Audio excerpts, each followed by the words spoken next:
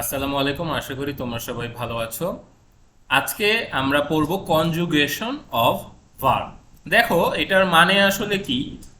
মানে এতটা আক্ষরিক অর্থে আমাদের জানা দরকার নাই, আমাদের যে জানা দরকার যে আমরা যে পড়েছি ওই যে ভার্ব পার্টস অফ স্পিচের মধ্যে একটা, এই ভার্বের অনেকগুলা ফর্ম আছে এবং এই ফর্মগুলাকেই বলা হয়, এগুলা টেন্সের মাধ্যমে বিভিন্ন ফর্ম চেঞ্জ হয় এবং এই যে ফর্ম চেঞ্জ হয় এটাকেই বলে কনজুগেশন। তাইলে আমরা কি জানলাম? আমরা জানলাম যে টেন্স অনুযায়ী ভার্বের বিভিন্ন ফর্ম আছে, ঠিক আছে? এবং এই বিভিন্ন ফর্মগুলাকেই কি বলে? Conjugation of verb. দেখো তাহলে কয়টা ফর্ম আছে? অনেকে বলে যে আসলে তিনটা ফর্ম আছে, V1 মানে ভার্ব 1, V2, V3, তিনটা ফর্ম আছে। তো এই তিনটা ফর্ম কি? এটা বলে যে V1 হইল ভার্বের প্রেজেন্ট ফর্ম, V2 হইল ভার্বের পাস্ট ফর্ম এবং V3 হইল পাস্ট পার্টিসিপল ফর্ম, ঠিক আছে? আবার আমরা আসলে আরো দুইটা ফর্ম দেখব, যেটা হলো V4 এবং V5। এখন এই V4 আর V5টা কি?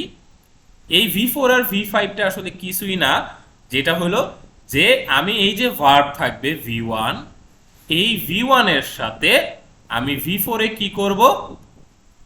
V1 প্লাস আইএনজি করব এবং V5 এ কি করব? V1 প্লাস এস বা ইএস যোগ করব। তাহলে একটাতে আমরা আইএনজি যোগ করতেছি, একটাতে এস বা ইএস যোগ করতেছি। এখন দেখো এই যে আমরা দেখলাম যে ভার্বের এই কতগুলা ফর্ম, এই পাঁচটা ফর্ম। এখন এই পাঁচটা ফর্ম বলতে আমরা কি বুঝি?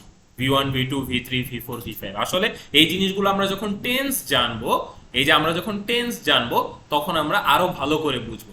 তাইলে আমরা এখন জাস্ট যে জিনিসটা করবো, তোমরা জাস্ট জেনে রাখো যে ভার্বের পাঁচটা ফর্ম আছে। এখন কিভাবে পাঁচটা ফর্ম হয় সেটাই কিন্তু আমরা এখন দেখবো। দেখো এই চার্টটা, তোমাদের এই চার্টটা অনেক গুরুত্বপূর্ণ। এই চার্ট অনুযায়ী কিন্তু তোমাদের মানে টেন্সটা শিখতে হবে। আগে এই চার্টটা জানতে হবে, তারপরে টেন্সটা শিখতে হবে। এই যে দেখো, এটা হলো V1, এটা হলো V2, এটা V3, এটা V4, এটা V5। দেখো এই যে বলেছিলাম যে present form, past form, past participle form, ভার্বের সাথে আইএনজি এবং ভার্বের সাথে এস বা ইএস যোগ করা হয়েছে। দেখো উদাহরণ দেখো, এই যে একটা লিস্ট আছে, অনেক বড় একটা লিস্ট। এই লিস্টটা আমি তোমাদেরকে এখানে পিডিএফ ফাইল করে দিয়ে দিব, তোমরা ডাউনলোড করে নিবা অথবা তোমরা স্ক্রিনশট নিয়ে নাও। এই স্ক্রিনশট নিয়ে তোমরা কিন্তু এইগুলা, এখানে প্রায় 500 ওয়ার্ড আছে, ইংরেজি শব্দ আছে যেগুলো আমরা প্রতিদিন ব্যবহার করি। এইগুলা পড়লেই কিন্তু অনেকখানি আমাদের জানা হয়ে যাবে এবং বাংলা অর্থ সহ দেওয়া আছে। দেখো দেখো গো এর অর্থ কি? গো মানে কি? গো মানে যাওয়া, তাইলে কোথাও যাওয়া। তাইলে গো এর পাস্ট ফর্ম কি? ওয়েন্ট, ঠিক আছে? তারপরে গো এর পাস্ট ফর্ম ওয়েন্ট হলে পাস্ট পার্টিসিপল কি? গন। তাইলে গো, ওয়েন্ট, গন। তাইলে তোমরা জাস্ট এই জিনিসটা মুখস্থ করবা আপাতত, যে গো, ওয়েন্ট, গন। এখন কখন আমরা গো ব্যবহার করব, কখন ওয়েন্ট ব্যবহার করব, ওয়েন্ট অর্থ কি, গন অর্থ কি, এই জিনিসগুলো আমরা টেন্স পড়ার সময় জানবো। আগে যদি আমি মুখস্থই না করি তাহলে কিন্তু পরে আমরা এটা বসাইতে পারবো না, আগে আমাদের জিনিসটা মুখস্থ করতে হবে। এরপরে দেখো এই ভার্বের সাথে আইএনজি যোগ করা। এই যে বলতেছে ভার্ব, এই যে ভার্ব, দেখো এই ভার্বের সাথে কি করতেছে? একবার আইএনজি যোগ করতেছে, একবার এস বা ইএস যোগ করতেছে। কোন ভার্বের সাথে? এই যে এই ভার্বের সাথে। তাহলে গো এর সাথে কি করলো? আইএনজি যোগ করে কি হলো? গোয়িং। আবার গো এর সাথে এস বা ইএস যোগ করে হইলো গোজ। এখন কখন গোয়িং হবে, কখন গোজ হবে, এগুলো আমরা পরে জানবো। খালি তোমরা জেনে রাখো যে V1 কোনগুলা হয়, V2 কোনগুলা হয়, V3 কোনগুলা হয়, V4 কোনগুলা হয় এবং V5 কোনগুলা হয়। যেমন আমি যদি বলি এই যে কাম, কাম মানে কি? কাম মানে আসা, ঠিক আছে? এটা হলো V1, কাম হলো V1, এটা মাথায় রাখতে হবে, কাম হলো V1। আবার এই যে এখানে আছে কেম, কেম মানে V2, ঠিক আছে? এইভাবে আমাদের মাথায় রাখতে হবে। তারপরে দেখো এই যে রাইট, রাইট, রাইট মানে কি? লেখা, লেখা মানে এই যে রাইট মানে V1, রাইট মানে V1। এরপরে দেখো রোড, রোড রোড কি, রোড মানে লিখেছিল, এটা কিন্তু V2, দেখছো, এটা কিন্তু V2।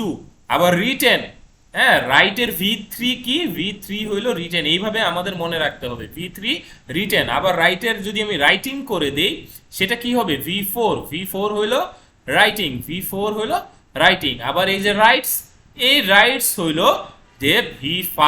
তাইলে আমরা কিন্তু এই রাইট মানে V1, রোড মানে V2, রিটেন হলো V3, রাইটিং হলো V4, আর রাইটস হলো V5।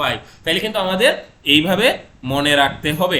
তাইলে আশা করি এইটা, এই লিস্টটা কিন্তু তোমরা ডাউনলোড করে নিবা, ঠিক আছে, এই লিস্টটা ডাউনলোড করে নিবা এবং এটা আমি তোমাদের ডেসক্রিপশন বক্সে দিয়ে দিতেছি। এই লিস্টটা ডাউনলোড করে তোমরা যদি এই লিস্টে এইভাবে পড়ো V1, V2, V3, এইভাবে যদি তোমরা পড়ো V4, V5, তাহলে কিন্তু তোমাদের আর কোনো সমস্যা হবে না। তাহলে নেক্সট ক্লাসে আমি আরেকটা টপিক নিয়ে আসবো।